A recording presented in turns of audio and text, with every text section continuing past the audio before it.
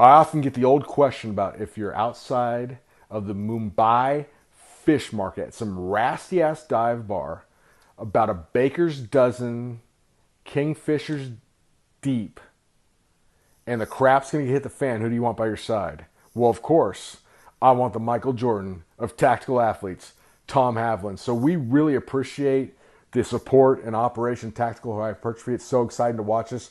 Tom's 385 pounds, conditioning and work capacity at our all-time high, breaking strength PRs like they're going out of style. So to appreciate that, to show our appreciation for that support, we're going to start taking more and more questions, and I'll answer these on the videos. Obviously, we're not going to be able to get to them all today, but stay with us. Please keep supporting us, and we will eventually get to your question, okay? So the first one is your training program in the Tactical Strongman book? That's a very good question. So you got to remember, Tom does not have a silver spoon in his mouth. He has worked his ass off his entire life to get to the point where he's at. So he has the funds to sit up, to basically chill out and make his life revolve around training. He doesn't decide, he doesn't do what he's going to do based on how his day went.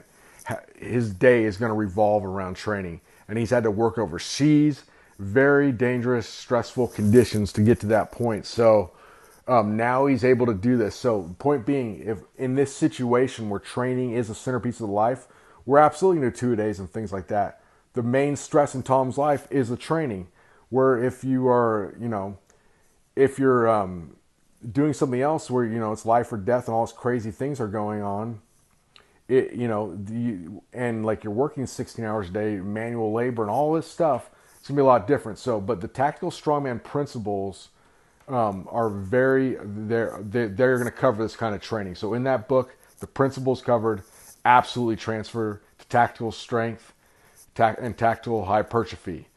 Just remember, any client I work with, I 100% individualize it, but those programs will help guide you in your quest, okay? How do you incorporate rucks in your training to begin with, and what weight and duration do you recommend? I would recommend starting with 5% of your body weight and going at a 20 mile per hour pace.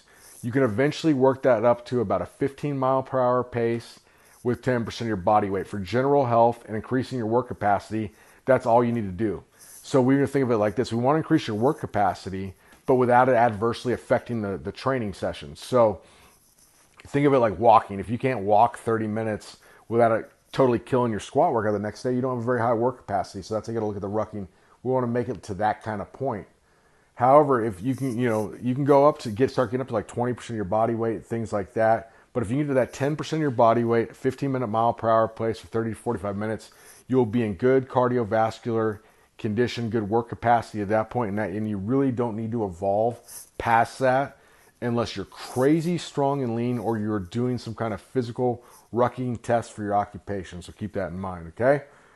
So that when training 2-a-days, how do you decide what goes in the AM and the PM session? So for instance, let's look at day 1. So in the morning, Tom hits plyometric push-ups, speed bench, and jumping pull-ups. Then in the afternoon, he hits strength and a little hypertrophy work. So what I like to do there is do your more explosive activation work early on in the day. Kind of primes your nervous system, and it's not fatiguing.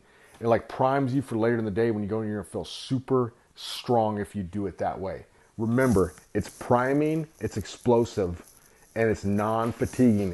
And you better have a hell of a work capacity, because a lot of people that try this, be wiped out. Same on day 4. Short sprints, jumps in the morning, and then get into the squats and things in the afternoon.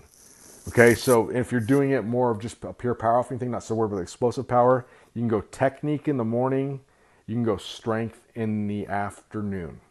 Thank you for everybody's support here. We appreciate it so much, and we will eventually get to all your questions. In the meantime, thank you again for everything, and we will talk soon.